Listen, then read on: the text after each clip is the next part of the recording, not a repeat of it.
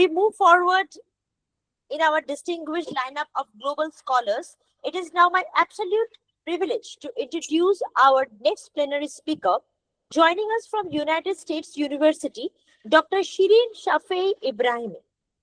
Dr. Shirin Shafei Ibrahimi is a professor of education and an inspiring public speaker specializing in educational technology and AI-supported pedagogies. With extensive international experience in higher education, her research explores how mobile applications and artificial intelligence can be ethically integrated into language instruction to enhance student autonomy and engagement. A passionate advocate for innovative, student-centered learning, Dr. Ibrahimi is dedicated to shaping the future of education in a rapidly evolving digital world. Today, she joins our Global Assembly to dive into the core theme of a definitive monograph, Mastering English on the Go. Her address is titled Mastering English on the Go, the ultimate guide to mobile apps for language instruction.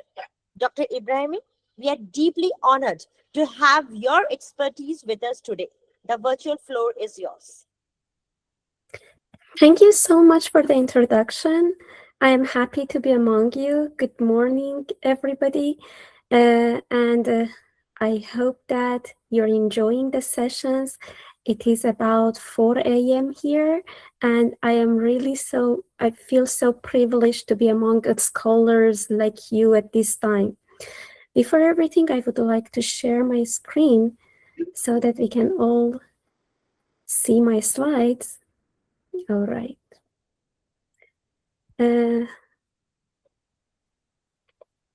So are you seeing my screen now? Yes. That's great. Wonderful. Okay, so as you mentioned, today I am going to give you an insight about my recently published book, Mastering English on the Go, the Ultimate Guide to Mobile Apps for Language Instruction. Okay, so let me see if I can just move this a little bit up. Okay, because I need you to, okay, scan this QR code. If this one moves up, as a conference, basically we are searching for some networking. And because this is an online session, I would like to use this moment for all of us to be able to connect to each other. So I would appreciate if you can scan the QR code and let us connect on LinkedIn for further discussions after the session. During the session, I am going to provide you with some more QR codes for checking some references as well.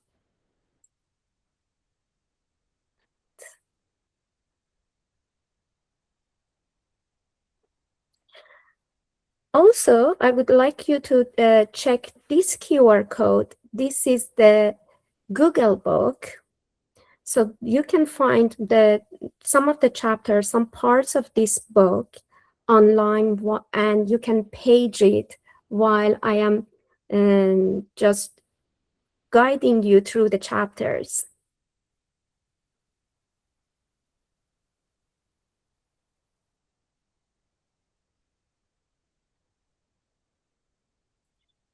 As you may see in the foreword, Professor Mokhtari from the University of Texas provided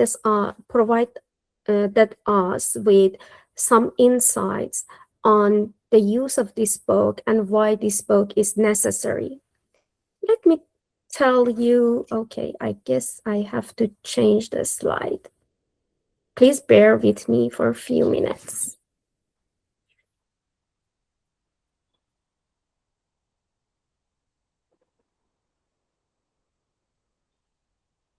I would like to tell you my story.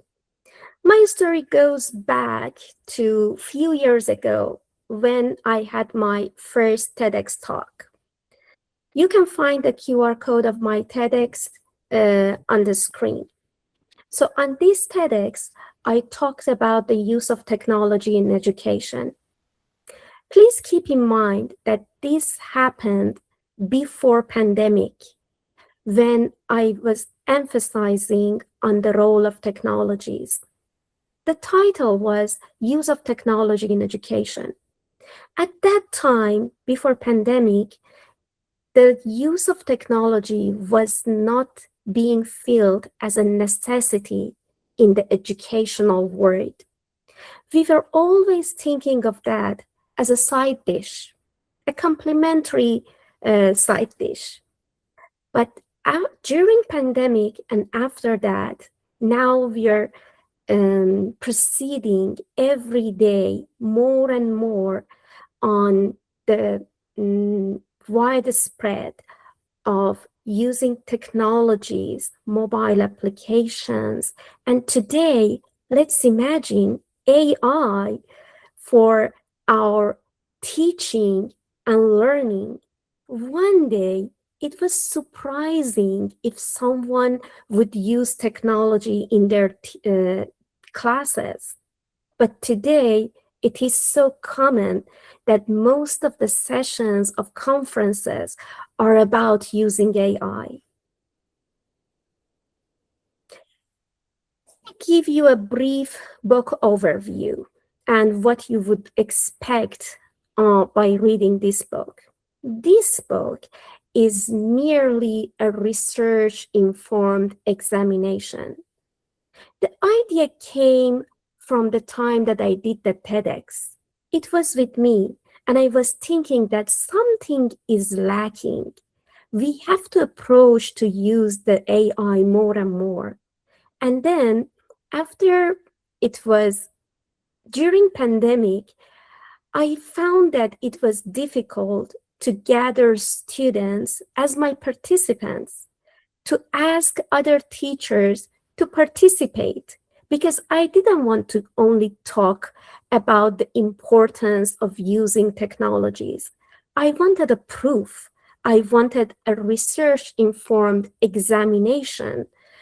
So after pandemic, when the universities were open again, when the schools were alive again, when the students came into the scenery and we were having these in-person classes again for another time, I decided it was the time. And I started to think about mobile applications at the time. I asked about 150 participants, including 110 students from diverse backgrounds, as well as about 40 teachers or educators in the field, again, ranging from elementary to universities teachers to participate in this research. This research, as I told you, is not telling us that using AI or using technologies or using mobile applications is good and effective. But each chapter is focusing on one main skill in language studies: listening, speaking, reading, and writing. And it is also an integration of theory into practice. So I'm not going to talk about boring theories only. And I am mainly bringing these theories to do an empirical research and then following with some pedagogical practice, showing teachers how they can use these mobile applications in realities in their classes, how we can introduce these applications to our students. Let's not forget, this generation enjoys to speak with the language of technology rather than the language of chalk and board.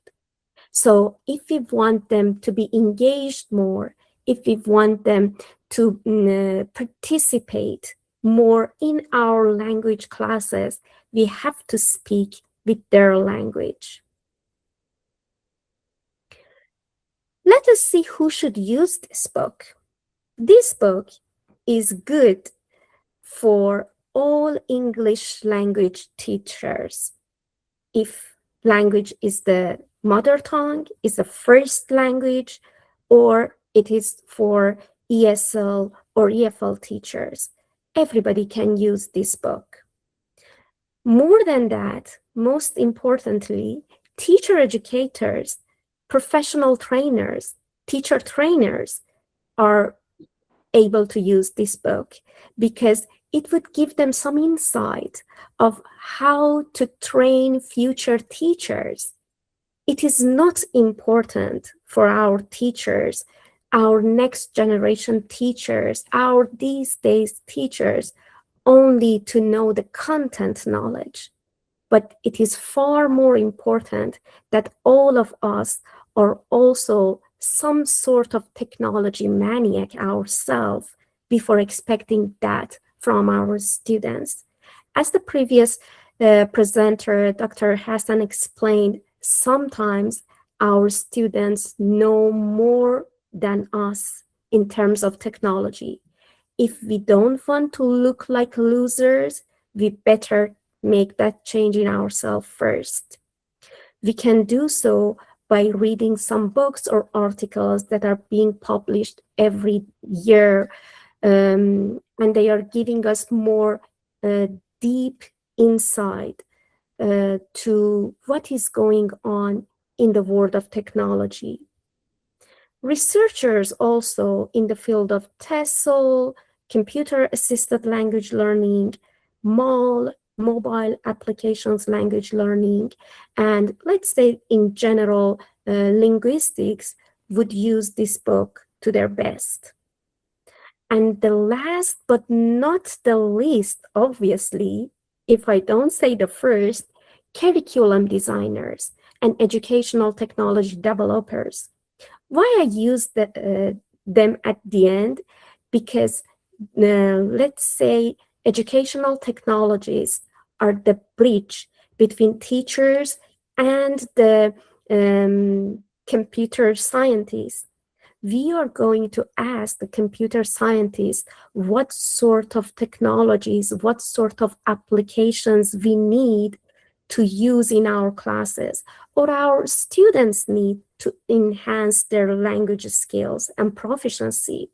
So not only linguists and teachers, but also computer engineers and those who write the codes and those who do the programming have can benefit from reading this book. How we have to use it? We can use each chapter independently based on the instructional needs. As an example, if we are teaching written communication, we can directly go to the chapter of writing and just see what applications would be most effective.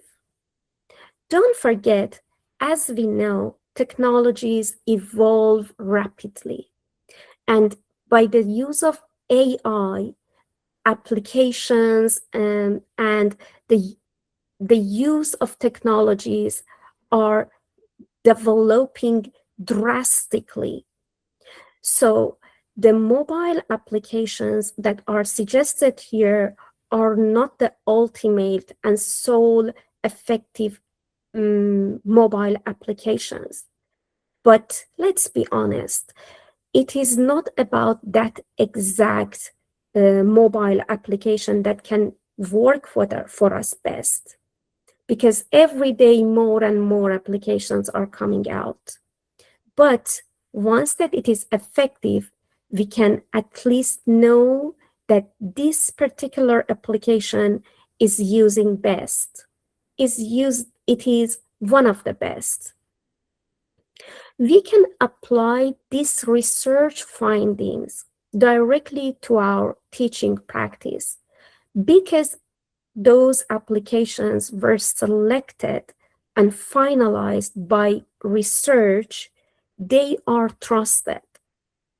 And then we can actually guide our students to use those effective um, applications in their autonomous learning. Because today, in 21st century, the role of the teacher is only to be the facilitator. We are not the sole speaker in class or the sole authority in class like the previous century anymore. So we have to keep that learner-centered approach in mind when we want to look at the most effective mobile applications. The class time and the class setting is not the only time or place that the students can learn or we can teach, but mobile applications in a device that is always available on their hand, in their pocket, can be used 24/7, anywhere, anytime, to enhance and facilitate their language learning. Let me give you an overview of the first chapter. We are going to preview each chapter one by one. Chapter 1 speaks about applications for English language skills instruction in general. So here I talk about the overview of mobile applications for language learning. I also provide theoretical frameworks linking language acquisition and mobile technology. These theoretical framework can be from behaviorism, which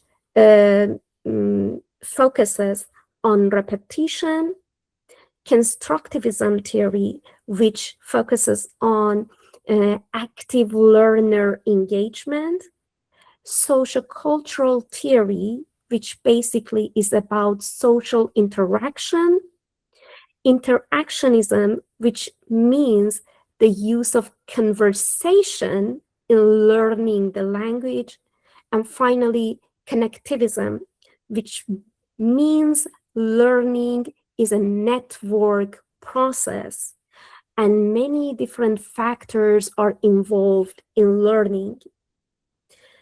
The review of effectiveness studies in mobile assisted language learning comes next in this chapter.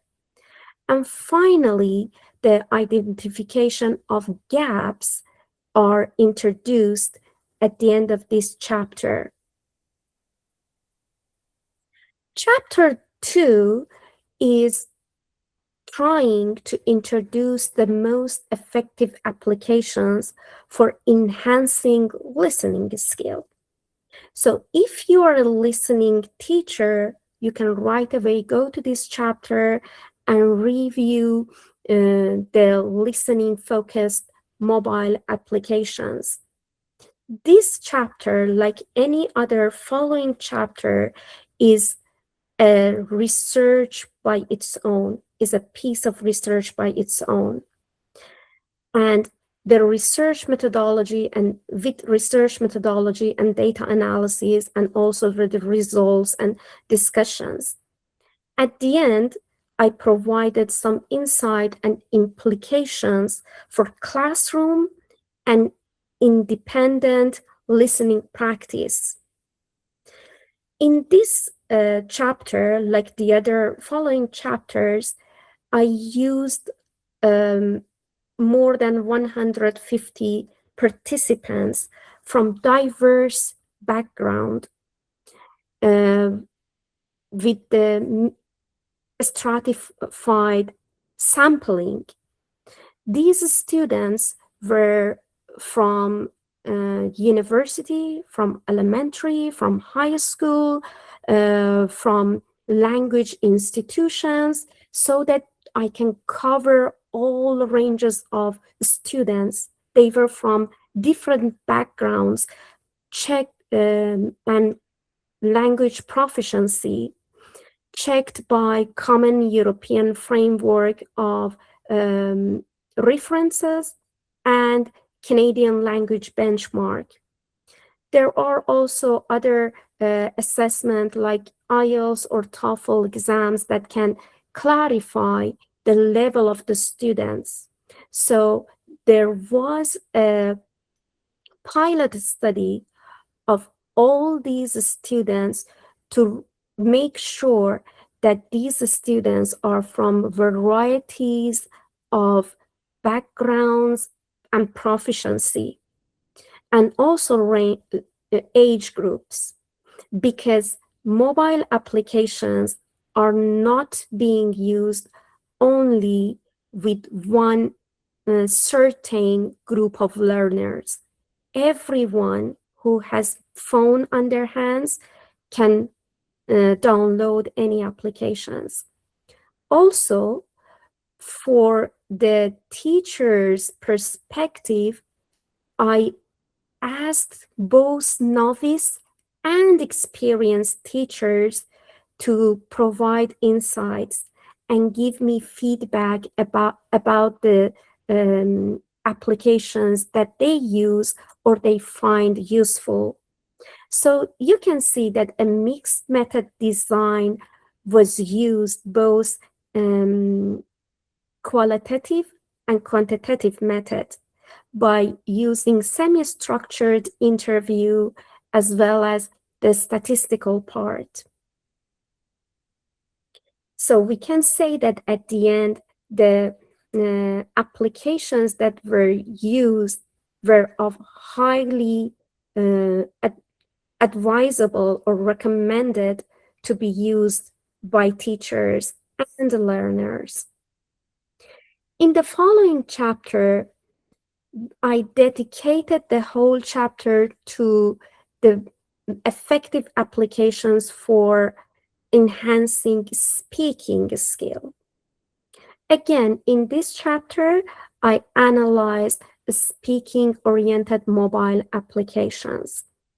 I selected these, each one of these applications by downloading so many, maybe tens and hundreds of different applications on my phone and trying all of them one by one to select the best based on a series of criteria.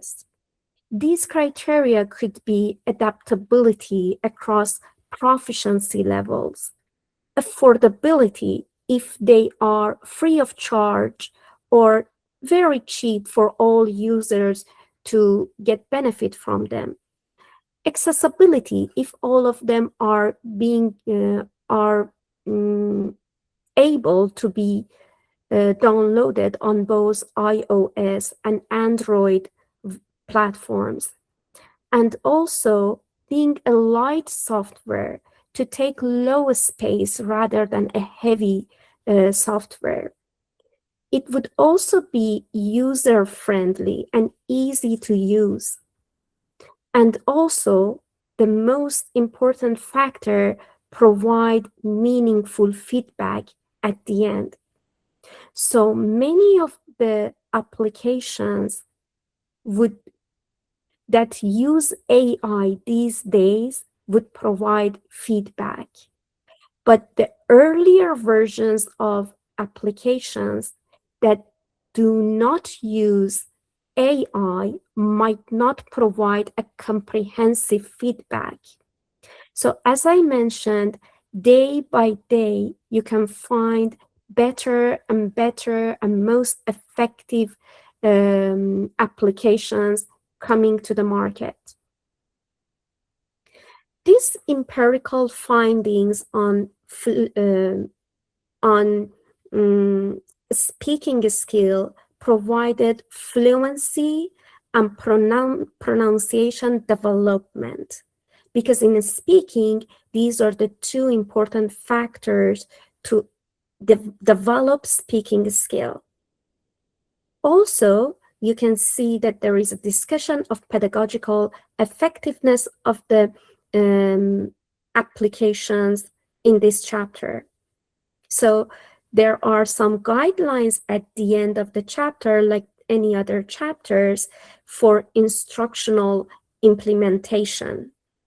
So these strategies are used or introduced to teachers to use these applications. Sometimes listening and speaking might be challenging for the students, particularly if they are from different accents, or if they want to take some exams like IELTS or TOEFL, then you will see that they would want to practice more, and some AI used applications might be able to have a conversation with the learner. But the earlier mobile applications did not have that luxury. Let's move on to chapter 4.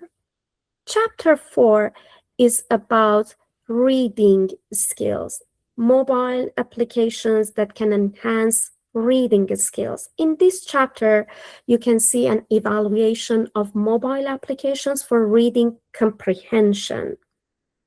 So rather than textbooks and all those old style books that had these series of comprehension questions, multiple choice question, fill in the blank questions at the end after the reading passage, we can make it more engaging by use of mobile applications. Today, our students would love to use their mobile applications. And if they like to study using their mobiles, let's provide them with that platform as well. So in this chapter, I did the research for reading skill particularly. Why these skills are different and segregated? Because one mobile application that can be useful for, let's say, speaking, but might not be that effective for reading or writing. So these applications are designed only for, let's say, speaking, and another application might benefit some positive aspects to influence learners' reading skill. So these research results and interpretation can be seen in this chapter, and the strengths and the limitations of every mobile application was explained thoroughly in this chapter. Again, at the end of the chapter, I introduced some strategies for classroom integration, as well as beyond the classroom strategies that teachers can introduce to their learners, to their students, to benefit these applications mostly. Finally, let's speak about writing skill. There, you can find an assessment of mobile applications for writing development. I remember that writing is one of the most challenging skills for language students, particularly EFL or ESL students. Dr. Hassan just explained that those students who are coming from English as the first language countries might be better writers, as he said. But it is not really because they are using AI, but simply because it is their mother tongue and the circle of vocabulary that they have and the accuracy of the grammar that they use might be slightly more, let's say, easier for them to use than EFL or ESL students. So the impact on accuracy, organization, and finally, most importantly, feedback again is discussed in this chapter. So not only accuracy, using the right word choice, using the right grammatical point and structure, using the right organization and transitional words, but also, again, we see the role of feedback. Those applications that use AI today are able to provide feedbacks. Previously, the applications belonging to the previous technological generation, they would only tell us if this answer is right or wrong, or if a student would write a paragraph, or let's say only a sentence, depending on the language proficiency, if that sentence, that paragraph was written accurately or not.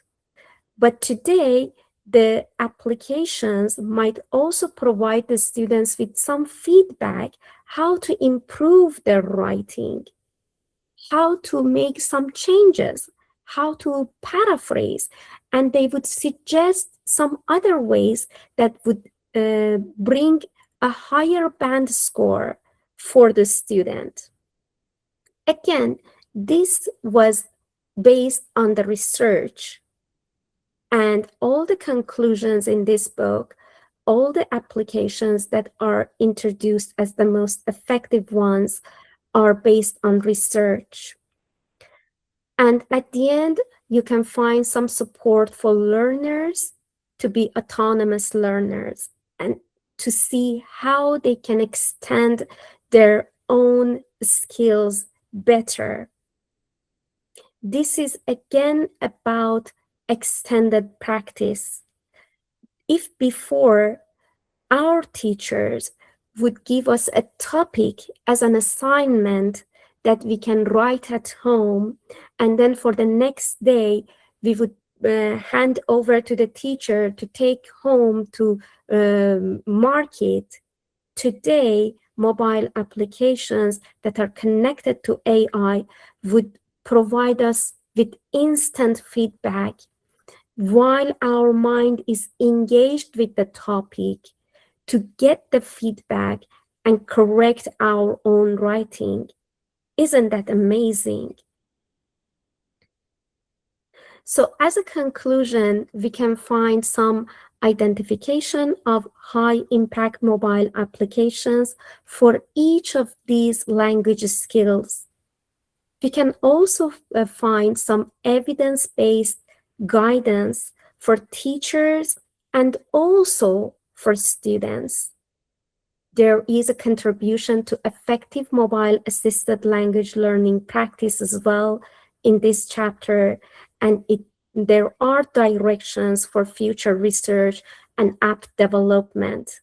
Again, to be good teachers, we should not only wait for computer scientists and coders and programmers to make the right application for us, but the world is going toward using AI. And if we don't know a little bit of programming, we cannot call ourselves good teachers. We need to change our role to be good facilitator for our students. You can find the Taylor and Francis link of my book through the QR code here. Now the floor is open for discussion. If you would want to know more about these mobile applications in particular. Thank you so much for the time. Thank you so much, Bhavani, for such a brilliant, practical, and illuminating address. The preview of the chapters of your monograph is enriching. The insights into how mobile applications can serve as a robust pedagogical tool without losing the irreplaceable value of a great teacher. Give our global ELT community exactly what we need to safely navigate 21st century digital instruction. Thank you once again.